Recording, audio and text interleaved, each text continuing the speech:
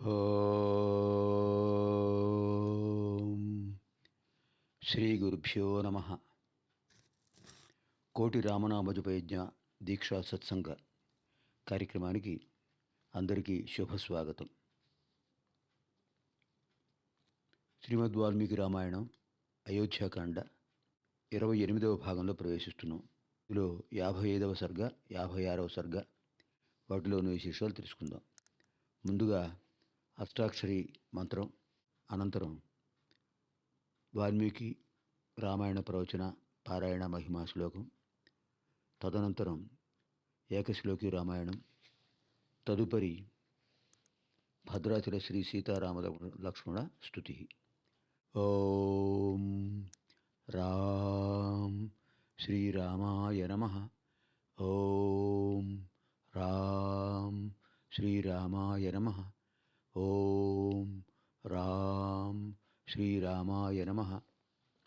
యః కర్ణాంజలిసంపుటైరహరః సమ్యక్ పిబత్యాదరాత్ వాల్మీకేర్వదనారవిందగళితం రామాయణాఖ్యం మధు. జన్మవ్యాధిజరా విపత్తిమరణైరత్యంతసోపద్రవం సంసారం సవిహాయ గచ్చతి పుమాన్ విష్ణోః పదం శాశ్వతం. ఆదౌ రామతపోవనానుగమనం హత్వా మృగం కాంచనం వైదేహీహరణం జటాయుమరణం సుగ్రీవ సంభాషణం వాలీనిగ్రహణం సముద్రతరణం లంకాపురీ దాహనం పశ్చాద్రావణకుంభకర్ణహననం ఏతద్ధి రామాయణం. ఇదానీం భద్రాచల శ్రీ సీతారామలక్ష్మణస్తుతి. వామాంకస్థితజానకీ పరిలసత్కోదండదండం కరే చక్రం చోర్ధ్వకరేణ బాహుయుగళే శంఖం శరం దక్షిణే బిభ్రాణం జలజాతపత్రనయనం భద్రాద్రిమూర్ధ్ని స్థితం కేయూరాదివిభూషితం రఘుపతిం సౌమిత్రియుక్తం భజే. ఇదానీం పంచపంచాశస్సర్గ. ఇవాళ అయోధ్యాకాండలో 55వ సర్గ. ఇందులో విశేషం సీతారామలక్ష్మణుడు యమునా నదిని దాటడం. 34 శ్లోకాలు. ఇందులో మొదటి శ్లోకం. ఉషిత్వా రజనీం తత్ర రాజపుత్రావరిందమౌ మహర్షిమభివాద్యాథ జగ్మతుస్తం గిరిం ప్రతి. రామలక్ష్మణులు సీతాదేవితో కలిసి ప్రయాగ క్షేత్రంలో భరద్వాజాశ్రమంలో ఆ రాత్రి నివసించారు. మర్నాడు బ్రాహ్మీ ముహూర్తంలో స్నాన సంధ్యావందనాదులను పూర్తి చేసుకుని భరద్వాజ మహర్షికి నమస్కారం చేసి ఆయన అనుమతితో చిత్రకూట పర్వతానికి బయలుదేరారు. ఆ మహాముని శుభాశీసులను తెలిపాడు. తండ్రి తన కుమారులను ఏ విధంగా ఆప్యాయంగా సంతోషంగా వాళ్ళ వెంట కొంత దూరం వరకు ఆసీమాంతం అనువ్రజేత్ సరిహద్దు వరకు వస్తారో వీడుకోలు చెప్పడం కోసం ఆ విధంగా భరద్వాజ మహర్షి సీతారామలక్ష్మణుల వెంట వచ్చాడు. చెప్పాడు కూడా అక్కడ, నాయన మార్గం ఇలా ఉంటుంది, ఇలా ఉంటుంది, కొంచెం ముళ్ళతో ఉంటాయి, అక్కడక్కడ కీకారణ్యాలు ఉంటాయి, జాగ్రత్తగా వెళ్ళండి అని చెప్పాడు. గంగా యమునా సంగమ ప్రదేశం చేరి అక్కడి నుంచి పశ్చిమాభిముఖంగా మీరు బయలుదేరండి నాయన అని చెప్పాడు భరద్వాజుడు. యమునా నది పక్కనే వెళ్ళండి, యమునా నది తీరం వెంట ఆ గట్టు మీద పశ్చిమం వైపే మీరు బయలుదేరండి, అది మార్గం బాగుంటుంది. రామలక్ష్మణులారా, ఆ యమునా నది ప్రవాహం చాలా అద్భుతంగా ఉంటుంది. అది ప్రాచీనమైన పవిత్ర తీర్థం. అది అక్కడ మునులు ఆ నదిలో స్నానం చేయడానికి వస్తుంటారు. అక్కడక్కడ మీకు రేవులు కనిపిస్తుంటాయి. అక్కడ కొన్ని పడవలు కూడా సిద్ధంగా ఉంటాయి. వాటి ద్వారా మీరు అవతలి గట్టుకు వెళ్ళండి. యమునా నదికి అవతల తీరానికి చేరి అవతల గట్టుకు వెళ్ళి అక్కడ విశేషమైన వృక్షం ఉంది. దాని పేరు శ్యామ వృక్షము. అది ఒక వటవృక్షం, మర్రి చెట్టు. దానికి శ్యామ అని పేరు. శ్యామల వర్ణంలో దట్టంగా ముదురాకుపచ్చ రంగులో ఉన్నటువంటి ఆకులతో ఊడలు బాగా పెరిగి బహు విశాలత్వంతో ఉంటుంది. శ్యామా వృక్షం అంటారు దాన్ని, శ్యామ వటవృక్షం. అక్కడ ఆ వృక్ష ఛాయలో సిద్ధులు నివసిస్తుంటారు. మీరు అక్కడికి వెళ్ళండి. అక్కడ ఆ వృక్షానికి మీరు నమస్కారం చేయండి. ఆ వటవృక్షం మీకు శుభాశీస్సులను ఇస్తుంది. అక్కడ కొంతసేపు విశ్రాంతి తీసుకోండి. అక్కడి నుంచి సరిగ్గా క్రోశ దూరం వెళ్ళండి, అంటే కోసు 2 మైళ్ళు. అక్కడ దట్టమైన అడవి కనిపిస్తుంది మీకు. ఆ అడవిలో పలాస వృక్షాలు, అంటే మోదుగు చెట్లు, పలాస వృక్షాలు, బదరీ వృక్షాలు అద్భుతంగా ఉంటాయి. మోదుగు చెట్లు, రేగు చెట్లు అవన్నీ ఉంటాయి. తర్వాత యమునా నది తీరంలోనే మీకు కొంత దూరం పెడితే అక్కడ వెదుళ్ళ పొదలు చాలా ఆకర్షణీయంగా ఉంటాయి. అక్కడి నుంచి సరిగ్గా మీకు చక్కటి మార్గం ఉంటుంది, రుజువు మార్గం. అటు ఇటు కూడా తిరగక్కర్లేదు, ఖాళీ బాట ఉంటుంది. అదే చిత్రకూట గిరికి వెడుతుంది. చిత్రకూట గిరికి మార్గం అది. ఆ దారిలో నేను చాలాసార్లు ప్రయాణం చేశాను. చాలా బాగుంటుంది అక్కడ. మెత్తటి ఇసుక, ప్రయాణానికి అనువుగా ఉంటుంది. ప్రకృతి సౌందర్యంతో అద్భుతంగా ఉంటుంది. అక్కడ ఎటువంటి బాధలు ఉండవు. మిగతా చోట్లయితే దావాగ్ని బాధ ఉంటుంది. అంటే ఒక్కోసారి ఎండిపోయిన చెట్లు రాచుకుని అగ్ని ఒక్కసారి వస్తుంటుంది, మంటలు వస్తుంటాయి. అలాంటి బాధ అక్కడ ఉండదు అని ప్రత్యేకంగా మార్గదర్శనం చేశాడు భరద్వాజ మహర్షి. ఇంకా నేను పెడతాను, మీరు ముందుకు పదండి. ఇది నది దగ్గరకు వచ్చాం కదా, ఆసీమాంతం అనువ్రజేత్ అని మనకు శాస్త్రం చెప్తుంది. కనుక నేను నది వరకు, ఈ సరిహద్దు వరకు వచ్చి మీకు వీడుకోలు చెప్తున్నాను, ఇంకా నేను బయలుదేరుతాను అని చెప్పగానే వాళ్ళు ముగ్గురు కూడా నమస్కారం చేశారు భరద్వాజ మహర్షి. స్వామి, మీరు ఇంకా బయలుదేరండి ఆశ్రమానికి, మేము వెడతాం, మాకు మార్గదర్శనం చేశారు, ధన్యవాదాలు అని చెప్పారు రామలక్ష్మణుడు. రాముడు లక్ష్మణుడితో చెప్పాడు, లక్ష్మణ, మహర్షి దయకు పాత్రమయ్యాం. మహర్షి మనను ఎంతో ఆప్యాయంగా పలకరించి తండ్రి కుమారులకు ఎలా మార్గదర్శనం చేస్తారో అలా చేశారు. వెడుతున్నారు మహాత్ములు, నరశ్రేష్ఠులు, మహాత్ములు రామలక్ష్మణులు. యమునా నది తీరం వెంటనే వెళ్ళారు. అలా కొంత దూరం వెళ్ళిన తర్వాత ఈ నదిని దాటాలి. సరే, వెంటనే లక్ష్మణుడు ఏం చేశాడంటే, అక్కడ వెదురు పొదలున్నాయి. ఆ వెదురు కర్రలు విరగ్గొట్టి వాటిని వట్టివేళ్ల తడకలతో చేర్చి ఆ కర్రలతో ఒక పెద్ద తెప్ప తయారు చేశాడు.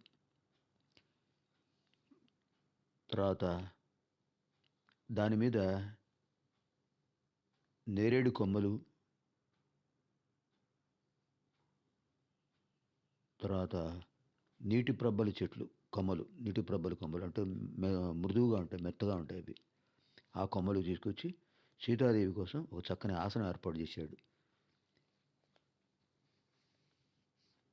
తర్వాత శ్రీరాముడు సీతాదేవిని అక్కడ కూర్చోబెట్టాడు. ఆ చిన్న వెదురు కర్రలతో తయారు చేసిన తెప్ప మీద, ఆసనం మీద కూర్చోబెట్టాడు. శ్రీరాముడు కూడా పక్కన కూర్చున్నాడు. తర్వాత వాళ్ళు తెచ్చుకున్నటువంటి పలుగు, గంపలు, ఇంకా ఆయుధాలు, వాటిని కూడా తెప్ప మీదకి చేర్చారు. అనంతరం రామలక్ష్మణుడు తెప్పను గట్టిగా పట్టుకున్నారు.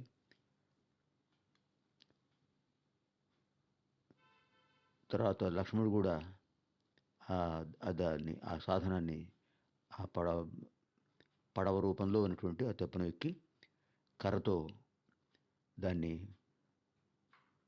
తోస్తూ, తెప్పను నడుపుతూ, అంటే అక్కడ తెడ్డు వేయడానికి ప్రత్యేకంగా లేదు కనుక కర్రలతోనే 2 కర్రలు పట్టుకుని 2 కర్రలతో అటు ఇటు 2 చేతులతో కర్రలు పట్టుకుని దాన్ని ప్రవాహంలో ముందుకు నడుపుతున్నాడు. నెమ్మదిగా యమునా అనేది దాటారు. యమునా నది మధ్య భాగం చేరిన తర్వాత యమునా నది దాటే ముందు మధ్య భాగాన్ని చేరగానే సీతామాత నమస్కారం చేసింది. అధిదేవత, యమునా నదికి అధిదేవత యమునామాత. అమ్మా యమునాదేవి, నీకు నమస్కారం. నీ అనుగ్రహంతో ఈ ప్రవాహాన్ని దాటుతున్నాం, ఆ చివరికి వెడుతున్నాం, గట్టుకు చేరుతున్నాం. మాకందరికీ శుభం కలగాలని అనుగ్రహించు తల్లి.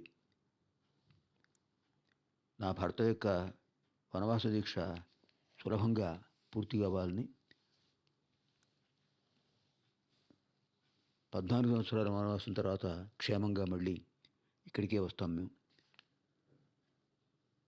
ఆ తర్వాత అప్పుడు నైవేద్యాలు సమర్పిస్తామమ్మా నీకు. అయోధ్యకు వెళ్ళిన తర్వాత మీకు అందరికీ కృతజ్ఞతలు తెలియజేస్తాం అని నమస్కారం చేసింది. ఇది ఒక పద్ధతి, సంప్రదాయం. మన భారతీయ సంస్కృతిలో విశేషం ఏంటంటే హైందవ సంస్కృతి వైభవం. నదులకు, పర్వతాలకు అధిదేవతలు ఉంటారు. సముద్రానికి అధిదేవత ఉంటాడు. ఆ అధిదేవతలను ప్రార్థిస్తాం, వాడి అనుగ్రహాన్ని పొందడానికి ప్రయత్నం చేస్తాం. ఒక వృక్షానికి కానీ, ఒక గిరి కొండకు కానీ, అలాగే లతలకు, అడవికి అధిదేవతలు ఉంటారు. అదే ప్రకృతి మాత యొక్క వైభవం. ఆ అధిదేవతలకు నమస్కారం చేయాలి. ఉదాహరణకు కృష్ణానదికి అధిదేవత కృష్ణవేణి మాత, గోదావరి నదికి గోదావరి మాత, గంగానదికి గంగామాత. అలా యమునా మాతకు నమస్కారం చేసింది. పూజా ద్రవ్యాలు సమర్పించింది జానకీదేవి. నెమ్మదిగా అవతల గట్టుకు చేరారు. కొంత దూరం వెళ్ళిన తర్వాత భరద్వాజ మహర్షి చెప్పినట్టుగా అక్కడ శ్యామ వటవృక్షం కనిపించింది. అద్భుతమైన విశాలమైన వటవృక్షం, మర్రి చెట్టు. ఆ వృక్షం దగ్గరికి వెళ్ళిన తర్వాత జానకీదేవి ప్రార్థించింది. అమ్మా, ఓ వృక్షరాజమా, నీకు నమస్కారం. నీ అనుగ్రహంతో మాకు వనవాస వ్రతం నిరంతరాయంగా పూర్తవ్వాలి. మమ్మల్ని దీవించు. తర్వాత వనవాసం పూర్తి చేసుకుని కౌసల్యాదేవిని, సుమిత్రదేవిని కూడా మేము దర్శిస్తాం. నీకు ప్రదక్షిణ నమస్కారాలు చేసి నీ అనుగ్రహంతో మా ప్రయత్నంలో సఫలీకృతం అవుతాం అని చెప్పి నమస్కారం చేసింది సీతాదేవి. రామలక్ష్మణుడు కూడా నమస్కారం చేశారు. ముగ్గురు ఆ వటవృక్షానికి ప్రదక్షిణం చేశారు.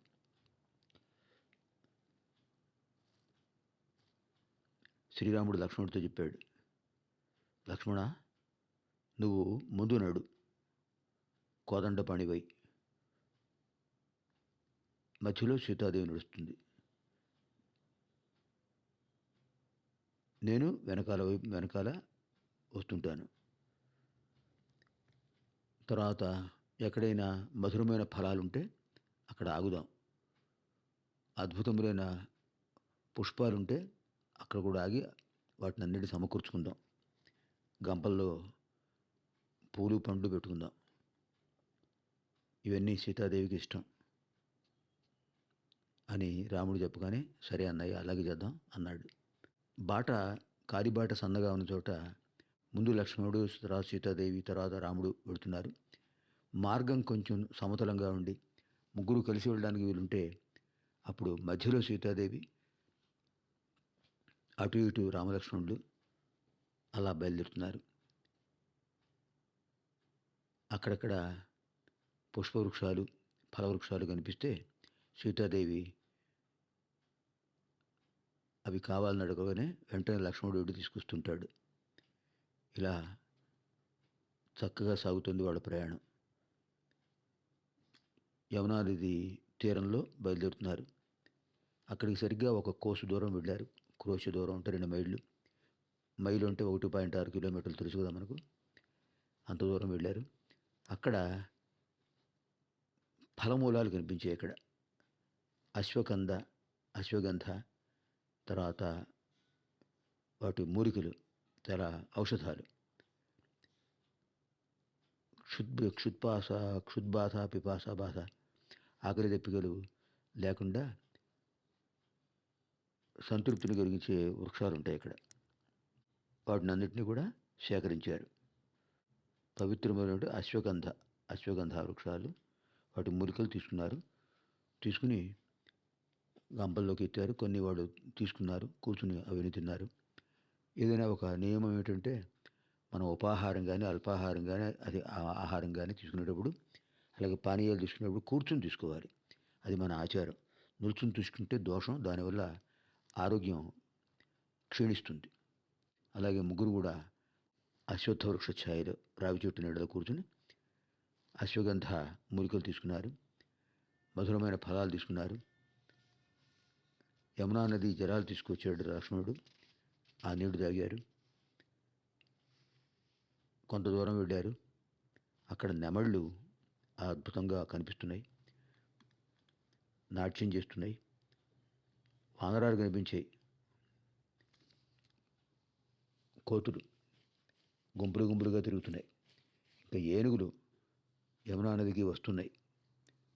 అవన్నీ చూస్తున్నారు. కొంత దూరం వెళ్ళిన తర్వాత యమునా నది తీరంలో సమతల ప్రదేశం కనిపించింది.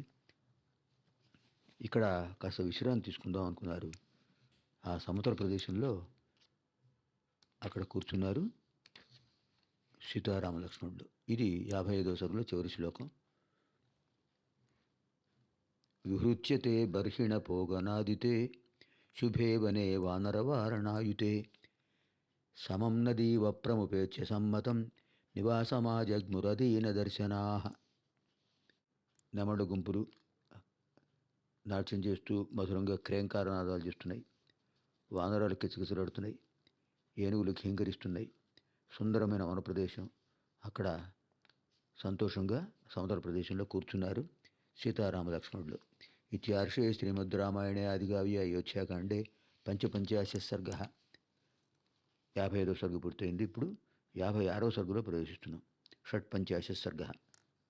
ఇందులో 38 శ్లోకాలు ఉన్నాయి. చిత్రకూట గిరికి చేరారు. లక్ష్మణుడు అక్కడ కుటీరాన్ని నిర్మించాడు. వాస్తు పూజలు చేశారు. సీతారామ లక్ష్మణులు అందులో ప్రవేశించారు. అధరాత్ర్యామతీతాయాం అవసుప్తం అనంతరం ప్రబోధయామాస శనైః లక్ష్మణం రఘునందనః.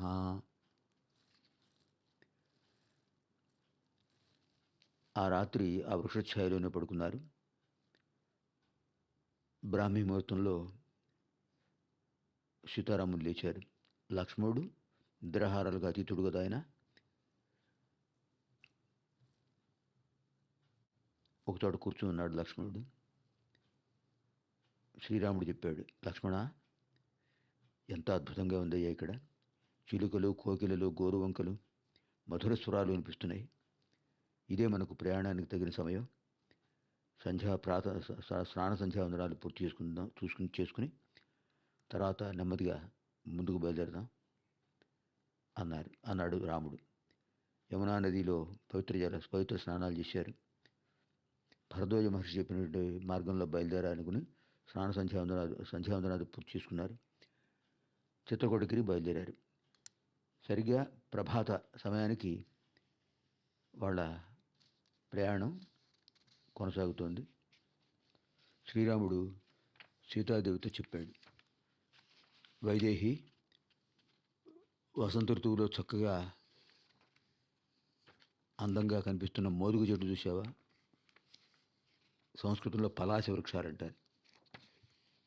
ఎర్రటి పుష్పాలు మందార పూల్లా ఉంటాయి, చాలా బాగుంటాయి. పలాశ వృక్షం బ్రహ్మజ్ఞానానికి సంకేతం. మోదుగు ఆకులతో విస్తళ్ళు కూడా తయారిస్తుంటారు. మోదుగ ఔషధి వృక్షం. పలాశ వృక్షం ఔషధి వృక్షం ఉంటారు. అలా మోదుగు చెట్లు కనిపిస్తున్నాయి అక్కడ. సరిగ్గా అది వసంత ఋతువు సమయం అని చెప్తాను. శ్రీరాముడు చెప్పిన మాటల్లో తెలుస్తుంది. చైత్రవైశాఖాలు వసంత ఋతువు. ఎర్రటి పుష్పాలతో నిండిపోయి, ఆ పుష్పాలే శిరస్సును ధరించినట్టుగా ఉన్నాయి. అద్భుతములైన పలాస వృక్షాలు. ఇదిగో చూసావా ఈ పక్కన చూడు ఇటువైపు నల్ల జీడి చెట్లు ఎలా ఉన్నాయో, నల్లగా ఉన్నాయి. ఈ నల్ల జీడి చెట్లు గొప్ప ఔషధాలు. ఇంకా ఇక్కడ ఉన్న ఫల వృక్షాలన్నీ కూడా పండ్ల బరువుతో వంగి ఉన్నాయి. హాయిగా ఈ పండ్లు తింటూ మనం వన జీవితాన్ని గడపవచ్చు. లక్ష్మణ, చూసావా ఆ చెట్ల మీద తేనెపట్లు ఉన్నాయి. పెద్ద పెద్ద తేనెపట్లు ఎలా వాలాడుతున్నాయో. అద్భుతమైన ప్రదేశం. చూడు, ఆ నెమళ్ళు క్రేంకారాలు చేస్తున్నాయి, మనకు స్వాగతం చెప్తున్నట్టు ఉన్నాయి కదా. అద్భుతమైన స్వాగతాన్ని పలుకుతున్నాయి నెమళ్ళు క్రేంకారాలు చేస్తూ. నెమలి యొక్క ధ్వనిని క్రేంకారము అంటారు. అలాగే అక్కడ ఇంకొక కొంత దూరంలో చేతక పక్షులు కూస్తున్నాయి. వీరికి స్వాగతం చెప్తున్నట్టుగా అనిపిస్తుంది. అదే చెప్పాడు శ్రీరాముడు. లక్ష్మణ, చూసావా చిత్రకూటగిరి ఎత్తైన శిఖరాలతో ఎంత బాగుందో. ఆ పర్వతానికి ఒక పక్కన ఏనుగులు గుంపులు గుంపులు ఉన్నాయి. ఇంకో పక్కన చెట్ల మీద పక్షులు కలకల ధ్వనులతో ఆహ్వానిస్తున్నాయి. ఈ పవిత్రమైన చిత్రకూటగిరి కొంత భాగంలో కొంత దూరం వెళ్ళిన తర్వాత ఆ దూరంగా అక్కడ చూడు సమతల ప్రదేశం కనిపిస్తుంది. ఇక్కడే ఆశ్రమం నిర్మించుకుంటే బాగుంటుంది కదా అని శ్రీరాముడు చెప్పాడు. అలాగే అన్నయ్య అన్నాడు లక్ష్మణుడు. సీతారామ లక్ష్మణుడు చాలా సంతోషంగా చిత్రకూటగిరిని చూస్తూ అలా ముందుకు వెళ్తున్నారు. కొంత దూరంలో ఫలవృక్షాలు కనిపించాయి. మధురములైన యమునా నదీ జలాలను కూడా స్వీకరించారు. లక్ష్మణుడితో చెప్పాడు, లక్ష్మణ, మంచి ఫలవృక్షాలు ఉన్నాయి ఇక్కడ. అందమైన పుష్పలతలు ఉన్నాయి. భరద్వాజ మహర్షి చెప్పినట్టుగా మన నివాసానికి యోగ్యమైన ప్రదేశం ఇది. అటు పక్కన చూడు, మునీశ్వరులు ఆ పర్వత ప్రాంతంలో ధ్యానం చేస్తూ కూర్చున్నారు అని చెప్పాడు. కొంత దూరం వెళ్ళిన తర్వాత ఒక ఆశ్రమం కనిపించింది వాళ్లకు. అక్కడ శిష్యులు చెప్పారు, ఇది వాల్మీకి మహర్షి ఆశ్రమం అని చెప్పారు. విశేషం ఏంటంటే ఆదికావ్యాన్ని మనకు అందించిన ఆదికవి వాల్మీకి ఇక్కడ మనకు దర్శనమిస్తున్నాడు. ఆయన శిష్యుడు భరద్వాజుల వారు ముందే మనకు దర్శనమిచ్చారు. విశేషం ఏంటంటే వాల్మీకి మహర్షి ఒక్కొక్క ఆశువుగా శ్లోకాలు చెప్తుంటే రాసినవాడు భరద్వాజుడు. ఇద్దరూ మహానుభావులే. గురువుగారు చెప్తుంటే శిష్యుడు రాస్తూ ఉన్నాడు. అలా మనకు అద్భుతమైన ఆదికావ్యం మనకు అందింది. అలాంటి మహానుభావులను మనం దర్శిస్తున్నాం కదా. ముందుగా భరద్వాజుల వారిని దర్శించాం, ఇప్పుడు వాల్మీకి మహర్షిని దర్శిస్తున్నాం. వాల్మీకి మహర్షి ఆశ్రమం తమసా నదీ తీరంలో ఉన్నట్టుగా రామాయణ కావ్య రచన ఇక్కడే ప్రారంభించబడినట్టుగా బాలకాండంలో చెప్పారు. మరి ఇక్కడ వాల్మీకి ఆశ్రమం చిత్రకూటం దగ్గర ఉన్నట్టుగా ఉన్నది కదా. అంటే ఇక్కడ మనం ఒక విషయం గమనించాలి. రామాయణానికి విశేషమైన వ్యాఖ్యానం గోవిందరాజీయ వ్యాఖ్య. ఆ గోవిందరాజీయ వ్యాఖ్యలో ఏం చెప్పారంటే, భరతుడు వచ్చే వరకు కూడా, అంటే రాముణ్ణి అయోధ్యకు తీసుకెళ్ళడానికి భరతుడు వస్తాడు కదా, తర్వాత వస్తుంది మనకు. అప్పటి వరకు కూడా వాల్మీకి మహర్షి ఇక్కడే ఉన్నాడు, చిత్రకూట ప్రాంతంలోనే ఉన్నాడు. ఆ తర్వాత తమసా నదీ తీరానికి తన ఆశ్రమం మార్చుకున్నాడు. ఇది మనం గమనించాలి. ఎందుకంటే ఇలాంటి విశేషమైన సన్నివేశాలు మనకు ఎలా తెలుస్తాయంటే మంత్రద్రష్టలు మహానుభావులు వ్యాఖ్యానంలో చెప్తుంటారు. గోవిందరాజీయ వ్యాఖ్య ఇది. నెమ్మదిగా వెళ్ళారు ఆశ్రమానికి. వాల్మీకి మహర్షి సీతారామ లక్ష్మణుడు రాకను చూశాడు, చాలా సంతోషించాడు. స్వాగతం, శుభస్వాగతం, రండి రామలక్ష్మణులారా, అమ్మ జానకి లోపలికి రండి, ఆశ్రమంలో ప్రవేశించండి అన్నాడు. శ్రీరాముడు చెప్పాడు, మహాత్మా, నేను దశరథ మహారాజు కుమారుణ్ణి, ఇతను నా తమ్ముడు, ఈమె నా భార్య సీతాదేవి అంటుంటే ఆయన అన్నాడు, నాయన నాకు అన్నీ తెలుసు, మీకోసమే చూస్తున్నాను, మీ దర్శనం కోసం నిరీక్షిస్తున్నాను, రండి అన్నాడు ఆయన. అక్కడికి వెళ్ళిన తర్వాత చెప్పాడు, భరద్వాజులు వారు చెప్పారు, మాకు ఇక్కడ కుటీరం నిర్మించుకోమని చెప్పారు స్వామి అనగానే, చాలా బాగుంటుంది, తప్పకుండా ఇక్కడే ఏర్పాటు చేసుకోండి అన్నాడు ఆయన. తర్వాత శ్రీరాముడి యొక్క ఆదేశంతో లక్ష్మణుడు ప్రత్యేకంగా నేరేడు కర్రలు తీసుకొచ్చాడు. అక్కడ నేరేడు చెట్లు ఉన్నాయి, జంబూ వృక్షాలు, మనది జంబూ ద్వీపం, జంబూ వృక్షాలు ఉన్నాయి, నేరేడు చెట్లు. ఆ నేరేడు కర్రలు బాగా సులభంగా ఉంటాయి, కుటీర నిర్మాణానికి అనువుగా ఉంటాయి. అవి శ్రీరాముడు చెప్పాడు, లక్ష్మణ, నేరేడు కొమ్మలు తీసుకురా, ఆ నేరేడు కట్టెలతో కుటీరం నిర్మించు అన్నాడు. వెంటనే లక్ష్మణుడు వివిధ రకాల జంబూ వృక్ష శాఖలను తీసుకొచ్చాడు, కొమ్మలను. తర్వాత కొబ్బరాకులు తీసుకొచ్చాడు. ఒక పర్ణశాల నిర్మించాడు, పర్ణ కుటీరం. ఆ కుటీరం బలమైన తడికలతో లోపల బయట కూడా సుస్థిరంగా నిర్మించాడు. వానలకు ఎండలకు తట్టుకునేట్టుగా పైకప్పు ప్రత్యేకంగా కొబ్బరాకులు, నేరేడాకులు, పలాస పత్రాలు, మోదుగాకులు వాటితో నిర్మించాడు, చాలా అందంగా ఏర్పాటు చేశాడు. ఆయన, లక్ష్మణ, దీర్ఘాయురారోగ్యాల కోసం ఒక ఇంట్లో ప్రవేశించేవాళ్ళు, నూతన గృహప్రవేశం చేసేవాళ్ళు దీర్ఘములైన ఆయురారోగ్యాలు పొందాలంటే వాస్తుశాంతి చేయాలి. ఈ సంప్రదాయం మనకు ఎప్పటి నుంచో ఉంది. త్రేతాయుగంలో శ్రీరామచంద్రుడు ఆదర్శంగా చూపించాడు, ఇది మనం గ్రహించాలి. ఈ విషయం శ్రీరామచంద్రుడు చెప్పాడు. ఇది మనకు చాలా విశేషంగా చెప్పారు బ్రహ్మాండ పురాణంలో ఉన్నటువంటి అధ్యాత్మ రామాయణంలో. వ్యాసుల వారు వివిధ పురాణాల్లో 18 పురాణాలు రాశారు కదా, వివిధ పురాణాల్లో ఆయన రామకథ, కృష్ణ కథ అద్భుతంగా వివరించారు, అన్నిట్లోనూ కూడా.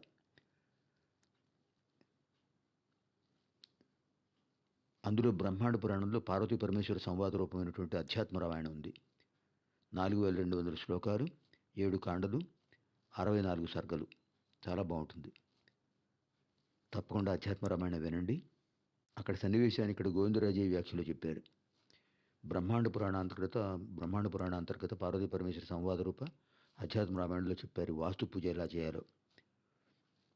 ధిష్ట్యం ధామనికేతనం చ సదనం వస్త్యం చ వాస్తుక్షయం నచ వ్యాధిభయం తస్య నచ బంధు జనక్షయః జీవేద్వర్షశతం స్వర్గం కల్పమేవం వసేన్నరః.